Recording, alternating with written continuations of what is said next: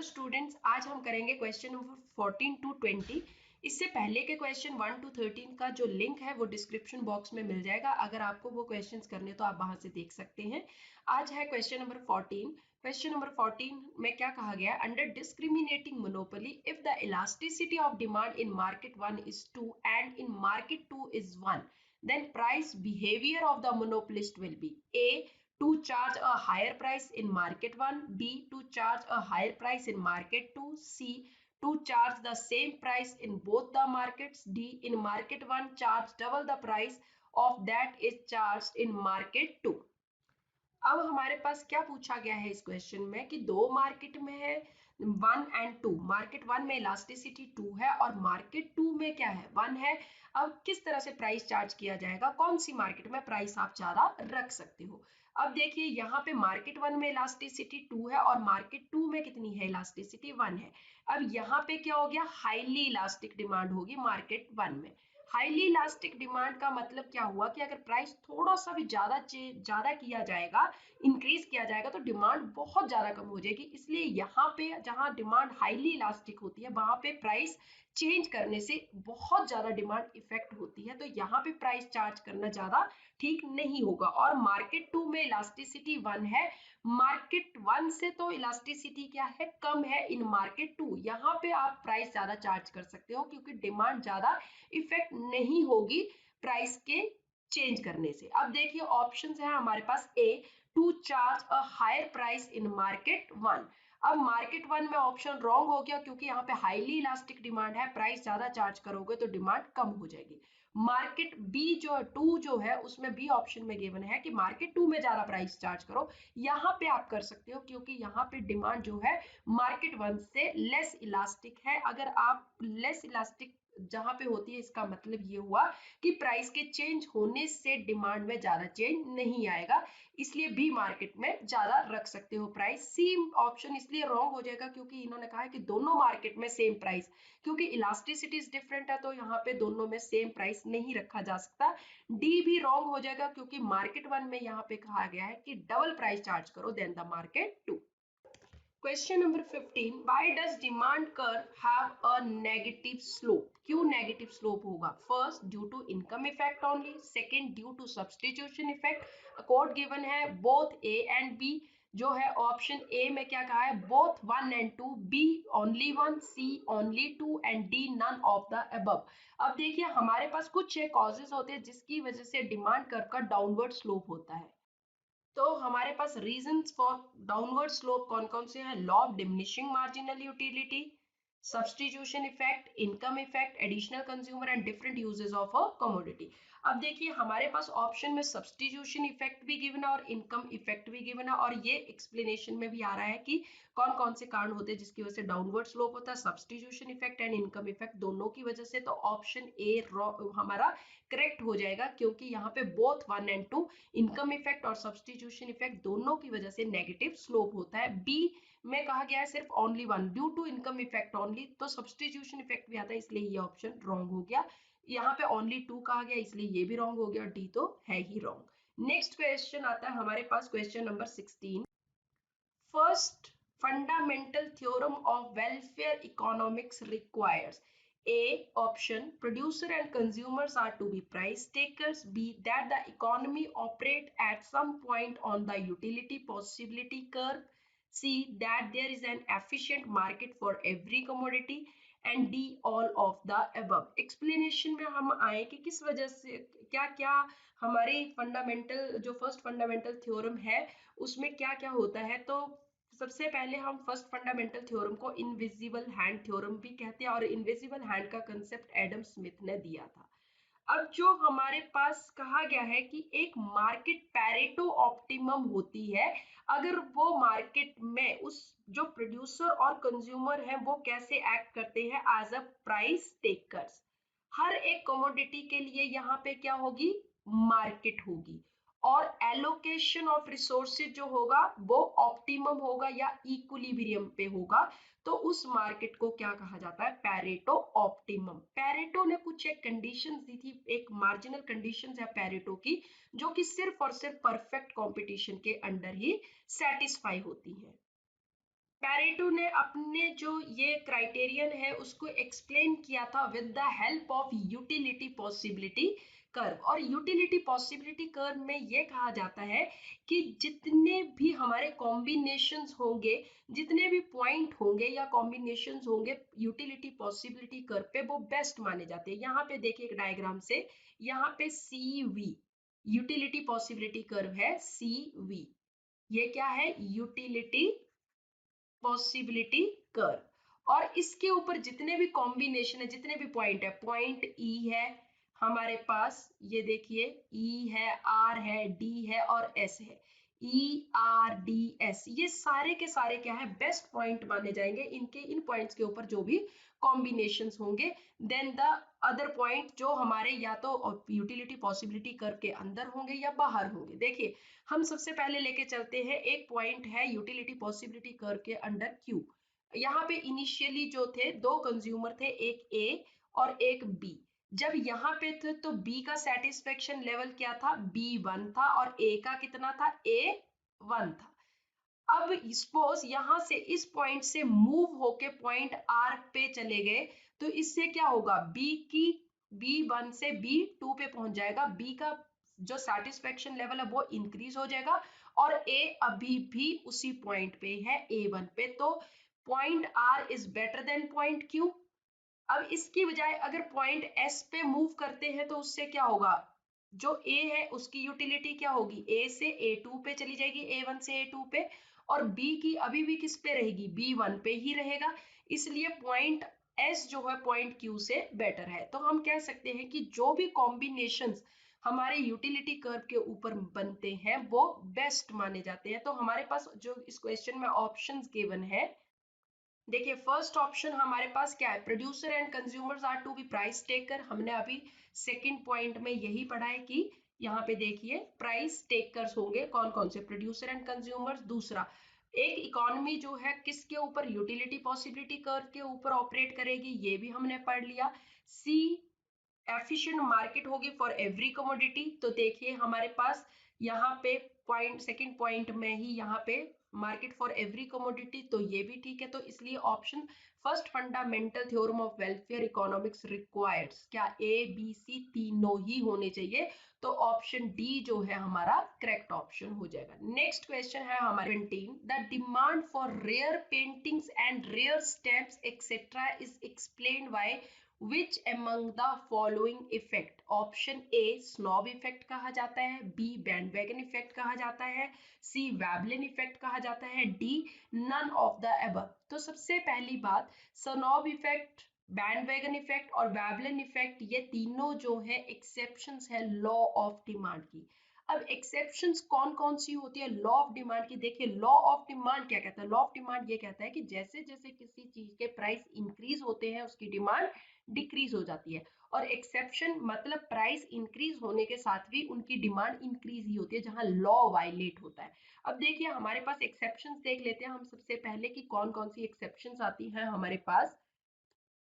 Exception में first आती है गिफन गुड्स। अब गिफन गुड्स कौन से होते हैं, गिफन गुड्स एक special kind of inferior goods होती है जिनकी डिमांड सिर्फ तभी बढ़ती है जब उनके प्राइसेस इंक्रीज होते हैं, इसलिए इनको क्या कहा जाता है, एक एक्सेप्शन कहा जाता है लॉ ऑफ डिमांड की। स्टेटस सिंबल, जहां स्टेटस की बात आती है वहां प्राइसेस को नहीं देखा जाता, प्राइस इंक्रीज होंगे तब भी डिमांड जो है वो इंक्रीज ही होगी।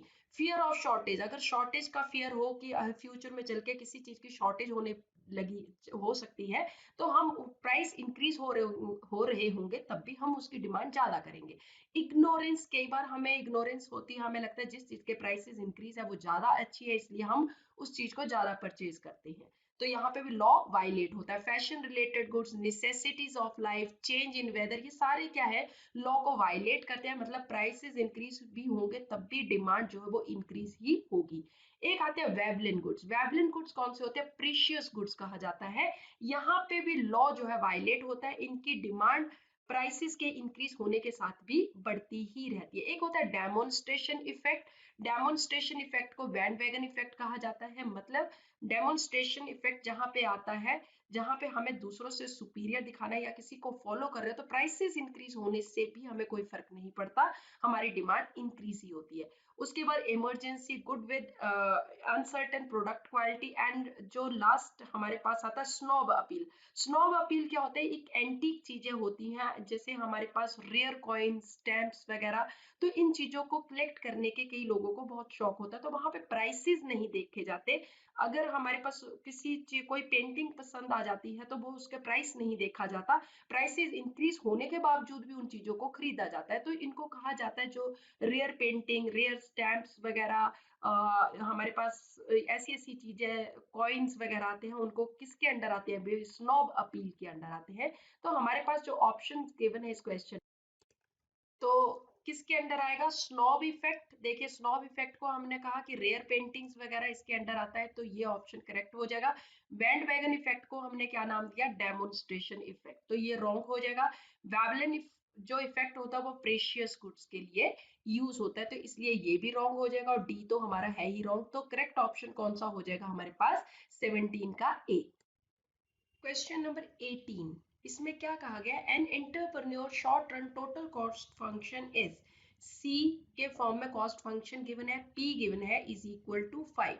अब यहाँ पे क्या पूछा गया है, output at which profit is maximised. Profit maximisation की हमारे पास दो कंडीशंस होती हैं, प्रॉफिट मैक्सिमाइजेशन की हमारे पास दो ऑर्डर कंडीशंस होती है, first order condition and second order. पहले हम बेसिक कर लेते हैं, उसके बाद इस क्वेश्चन को करेंगे।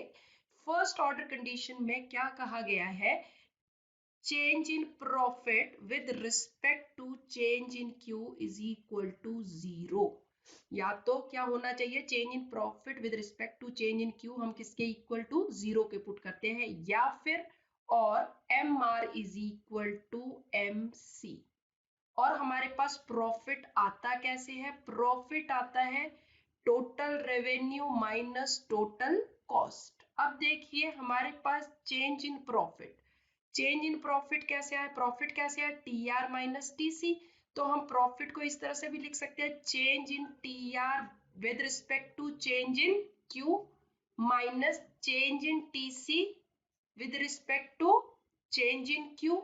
अब देखिए change in T R upon change in Q क्या बन गया हमारे पास, एम आर बन गया, और change in T C with respect to change in Q क्या बन जाता है, एम सी बन जाता है। तो इसको हम क्या कह सकते हैं, M R is equal to M C, जो कि हमारी फर्स्ट ऑर्डर कंडीशन में जो हमने और करके यहाँ पे लिखा। सेकेंड ऑर्डर कंडीशन में हम क्या करते हैं, डबल डिफरेंशिएट करते हैं प्रॉफिट को with respect to Q square, और ये किसके होना चाहिए, इक्वल टू लेस देन 0 होना चाहिए। या फिर हम इस तरह से कह सकते हैं, change in M R with respect to Q क्या होना चाहिए, less than change in M C with respect to change in Q. ये हमारी सेकेंड ऑर्डर कंडीशन है। तो अब हम क्वेश्चन को स्टार्ट करते हैं। यहाँ पे इस क्वेश्चन में हमारे पास कॉस्ट गिवन है और प्राइस गिवन है। अब इस क्वेश्चन में क्या है, प्रॉफिट कैसे निकालते हैं, profit is equal to T R minus T C. यहाँ पे हमारे पास क्या गिवन है, P गिवन है, टी आर तो है ही नहीं, तो टी आर कैसे आता है, T R is equal to P into Q, तो टी आर कैसे आ जाएगा यहाँ पे 5Q।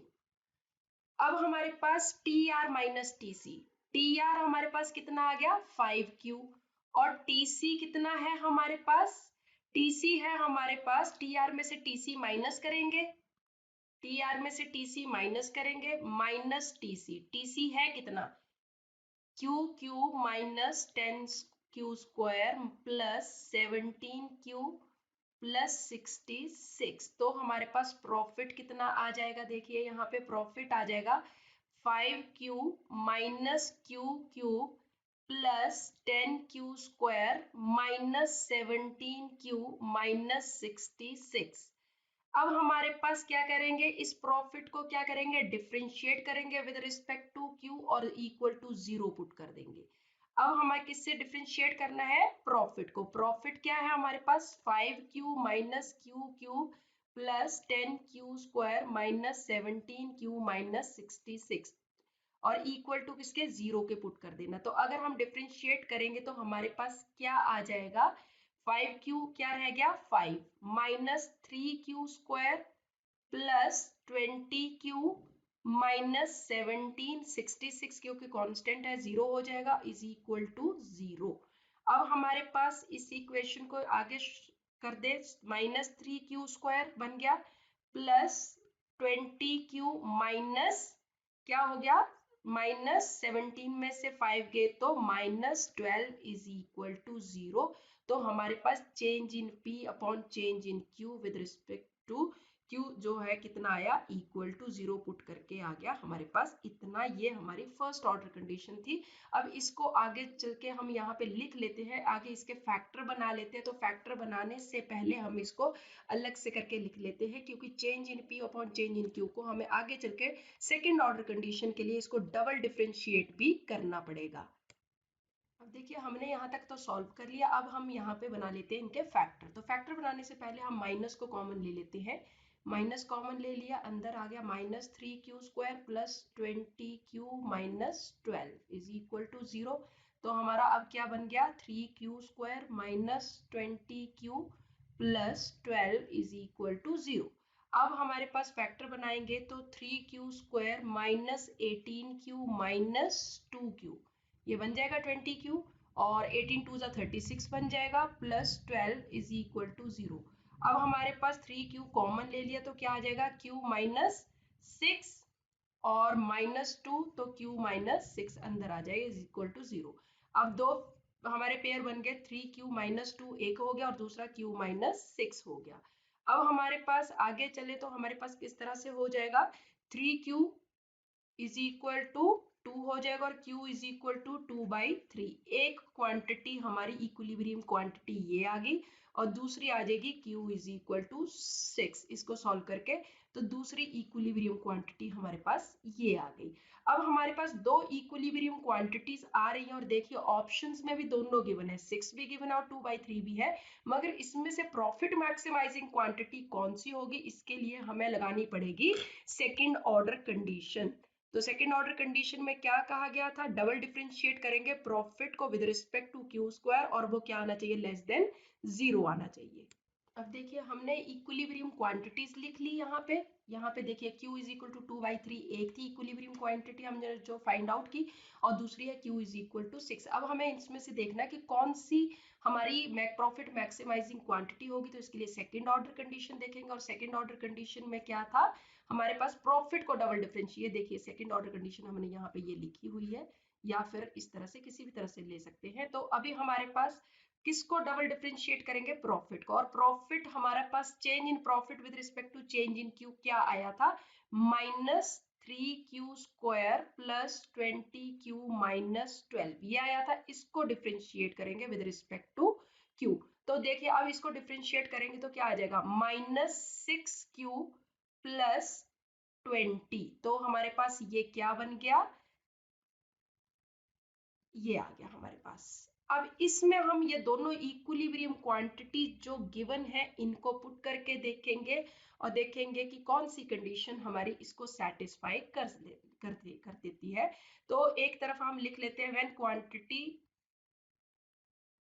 कितनी थी 2/3 थी और जब क्वांटिटी कितनी है हमारे पास 6 है। जब Q एक बार कितना है Q इज इक्वल टू 2/3 है उसमें सेटिस्फाई हो रही है कंडीशन, या जब Q 2/3 है तब हो रही है, या Q 2 इज इक्वल टू 6 है। तो देखिए हमारे पास क्या था माइनस 6q प्लस 20। यहाँ पे Q की वैल्यू कितनी है 2/3 है, इसको पुट करके देख लेते हैं। तो माइनस 6 इंटू 2/3 प्लस 20 ये क्या होना चाहिए लेस देन 0 होना चाहिए, नेगेटिव में आना चाहिए। इसका मतलब जो इस हमारी कंडीशन है वो क्या होनी चाहिए लेस देन 0 होना चाहिए। तो देखिए हमने इसको सॉल्व किया तो कितना आ जाएगा माइनस 12/3 प्लस 20 3 4 जा तो ये क्या आ जाएगा माइनस का 4 प्लस 20 तो ये पॉजिटिव का रह गया 16। तो हमारा ये पॉजिटिव का लेस देन 0 नहीं हो रहा, नेगेटिव में नहीं आ रहा, तो ये जो 2/3 है ये हमारा रॉन्ग ऑप्शन हो जाएगा, क्योंकि यहाँ पे लेस देन हमारी कंडीशन ही यही है कि डबल डिफरेंशिएट करेंगे जब प्रॉफिट को with respect to Q square, तो कितना आना चाहिए, लेस देन 0, और यहाँ पे क्या आ रहा है, 16 आ रहा है पॉजिटिव का। अब क्या है, दूसरी बार हम पुट करके देखते हैं, इक्वेशन डिफरेंशिएट करके क्या आई थी, -6q + 20। अब 6q की जगह 6 क्वांटिटी हम पुट कर दे, जो हमने इक्विलिब्रियम क्वांटिटी फाइंड आउट की थी 6 + 20। अब देखिए ये कितना आ गया, -36 + 20। अब माइनस का 36 में से 20, तो माइनस का 16 आ गया, माइनस का 16 जो है वो लेस देन 0 हो गया, इसलिए हमारा ऑप्शन कौन सा, क्वांटिटी जो है इक्विलिब्रियम प्रॉफिट मैक्सिमाइजिंग क्वांटिटी होगी 6। अब तो हमारे पास ऑप्शन में कौन से हैं, बी ए 7, ये तो गलत हो गया, 6 हमारी equilibrium quantity profit maximising quantity जो कि सेकंड कंडीशन को सेटिस्फाई कर रही है, सी ऑप्शन रॉन्ग है, और 2/3 जो है वो भी रॉन्ग हो गया, क्योंकि ये जो है हमारा पॉजिटिव में आ रहा है, लेस देन 0 नहीं आ रहा। तो ऑप्शन कौन सा करेक्ट हो जाएगा इसका, B6। अब देखिए नेक्स्ट क्वेश्चन है हमारे पास, फॉर अ डिमांड फंक्शन, एक डिमांड फंक्शन दे रखा है P के फॉर्म में, P = 16 - Q - 0.5 Q स्क्वायर, और प्राइस इलास्टिसिटी ऑफ डिमांड जो है वह Q जब 4 है तो कितनी होगी प्राइस इलास्टिसिटी। चार ऑप्शंस गिवन है। अब देखिए हमारे पास इलास्टिसिटी का फॉर्मूला क्या होता है, इलास्टिसिटी ऑफ डिमांड का, change in Q with respect to change in P into P/Q। अब देखिए हमारे पास यहाँ पे Q तो गिवन है, P हम इक्वेशन में अगर Q की वैल्यू को फाइंड पुट कर दे तो आ जाएगा, तो हमारे पास P किस तरह से आ जाएगा, 16 - Q की वैल्यू हमारे पास गिवन है क्वेश्चन में 4 -0.5 Q स्क्वायर, 4 का स्क्वायर। जब इसको सॉल्व करेंगे तो हमारे पास P की वैल्यू जो आ जाएगी वो हो जाएगी = 4। अब देखिए हमारे पास P की वैल्यू भी आ गई, P = 4, और Q हमारे पास गिवन है 4। अब हमें कौन सा ऑप्शन, जो हमारा फर्स्ट पार्ट है, change in Q upon change in P find out करना है, मगर यहाँ पे क्वेश्चन में क्या है, हमें तो change in Q with respect to change in P find out करना है, मगर यहाँ पे क्या है, P का फंक्शन गिवन है, P के फॉर्म में गिवन है, तो हम यहाँ पे क्या फाइंड आउट कर सकते हैं, change in P upon change in Q कर सकते हैं, जो कि आ जाएगा हमारे पास 16, हमारे पास कितना है, 16 - Q - 0.5 Q स्क्वायर। इसको हम डिफरेंशिएट करेंगे विद रिस्पेक्ट टू Q, तो हमारे पास क्या आ जाएगा, सॉल्व करके हमारे पास आ जाएगा, 16 तो कांस्टेंट है, माइनस Q का क्या हो जाएगा, -1, और 0.5 Q स्क्वायर को जब सॉल्व किया तो हमारे पास क्या आ जाएगा, -1 Q। डिफरेंशिएट करके तो हमारे पास अब change in P upon change in Q क्या आ गया, ये आ गया। अब हमारे पास इलास्टिसिटी का फॉर्मूला तो क्या है, change in Q upon change in P into P upon Q, और हमारे पास क्या है, हमने जो डिफरेंशिएट करके आया है, change in P upon change in Q। तो इसको हम किस तरह से लिख सकते हैं, change in P upon change in Q को हम इस तरह से लिख सकते हैं, 1 अपॉन -1 Q, ये फर्स्ट पार्ट हो गया, और सेकंड पार्ट में क्या है, P भी 4 है और Q भी कितना है, हमारे पास 4 है। तो अब आगे सॉल्व कर लेते हैं। देखिए हमारे पास क्या हो जाएगा, 1 अपॉन -1 इंटू -1 इंटू Q की जगह कितना पुट कर देंगे, 4 इंटू 4/4। तो आगे सॉल्व करके इसका क्या आ जाएगा, हमारे पास ऊपर तो 4 आ जाएगा और नीचे क्या हो जाएगा, 1, ये -1 था, -1, और -1 इंटू 4 -4 हो जाएगा, और यहाँ से हमारे पास क्या है, 4 इंटू 4 हो जाएगा। तो अब देखिए क्या सॉल्व करके आगे आ जाएगा, हमारे पास आ जाएगा 4 डिवाइडेड बाय -5 इंटू 4। तो आगे सॉल्व करें तो क्या आ जाएगा, इसका सॉल्व करके 4 अपॉन -20, जो कि हमारे पास आंसर कितना आ जाएगा, अब सॉल्व करेंगे तो = 0.2, क्योंकि माइनस का साइन इनवर्स रिलेशनशिप होता है डिमांड का, तो माइनस का तो पहले भी इलास्टिसिटी में आता है, तो माइनस से माइनस कट गया, तो ऑप्शन क्या हो गया, 0.2। तो देखिए ऑप्शंस देख लेते हैं अब क्वेश्चन में क्या क्या है। 0.5 रॉन्ग ऑप्शन हो गया, 0.2 हमारा करेक्ट ऑप्शन है, ये भी रॉन्ग है और ये भी रॉन्ग है, तो हमारे पास B is the correct option. Next question है हमारे पास, which among the following is true for a cartel, cartel के लिए कौन सा जो है वो ट्रू है? First, it aim at maximising of individual firm profit. Second, it decide the total output in the industry to which cartel represents। Third है, it does not fix the price at which members sell their output। तो codes हमारे पास given है, A all are true, B 1 and 2 are true, C only 2 is true and D only 1 and 3 is true. तो सबसे पहले हमें ये देखना पड़ेगा कार्टेल होते क्या है। कार्टेल हमारे कॉल्यूसिव ओलिगोपोली का एक फॉर्मल ऑर्गेनाइजेशन होता है। Formal organisation of the collusive oligopoly, यहाँ पे बहुत सारी फर्म जो है मिल जाती हैं, कोलाइड कर लेती है एक दूसरे के साथ, और इसको क्या कहा जाता है? Perfect form of collusion. ये सीक्रेट भी हो सकता है, ओपन भी हो सकता है। और जब कार्टेल बन जाते हैं, ग्रुप बन जाता है, तो एक ग्रुप जो है वो क्या करते हैं, इनके कौन कौन की सर्विसेज प्रोवाइड करते हैं? एक तो इनका मेन एम होता है कि एक प्राइस फिक्स कर लेना, जॉइंट मैक्सिमाइजेशन, मतलब वो इंडस्ट्री जो भी फर्म्स है उन सबको उस प्राइस से बेनिफिट मिले, सबके प्रॉफिट बढ़े। और दूसरा, मार्केट में जो भी शेयर है वो सबको मिले, जितने भी मेंबर्स होंगे। और इसका परफेक्ट एग्जांपल जो आता है वो ओपेक आता है। अब देखिए हमारे पास जो ऑप्शंस गिवन है, उन ऑप्शंस में क्या कहा गया है? फर्स्ट स्टेटमेंट में कहा गया, it aim at maximising the individual profit. Individual profit की कभी ये बात नहीं करते, ये सारे के सारे इंडस्ट्री में जितनी फर्म्स है जिनका ग्रुप बना हुआ है उनके प्रॉफिट मैक्सिमाइजेशन की बात करते हैं, तो ये तो रॉन्ग हो गया। Second, it decide the total output in the industry to which cartel represent. ये सबके लिए टोटल आउटपुट कितनी होगी, इंडस्ट्री की बात करते हैं, तो ये ऑप्शन जो है वो करेक्ट है। थर्ड जो है, it does not fix the price at which member sell their. यहाँ पे फिक्स तो किया जाता है, और यहाँ पे क्या लिखा है? Not fix. बल्कि यहाँ पे क्या होता है, हम एक इंडस्ट्री के लिए जो है प्राइस तय करते हैं। तो ये ऑप्शन भी हमारा जो थर्ड स्टेटमेंट भी गलत होगी। तो ऑप्शंस में हमारे पास ऑल आर ट्रू, सारे तो ट्रू नहीं है क्योंकि फर्स्ट और थर्ड जो गलत है। Second, 1 and 2 are true, 1 wrong है, 2 तो करेक्ट है, बट 1 रॉन्ग हो गया, इसलिए बी ऑप्शन भी इनकरेक्ट हो गया। सी ओनली 2 इज ट्रू, 2 जो है वो सेकंड ऑप्शन करेक्ट है, और ये डी ऑप्शन भी हमारा जो है वो रॉन्ग हो गया। तो हमारा ऑप्शन जो है क्वेश्चन नंबर 20 का कौन सा करेक्ट होगा? सी।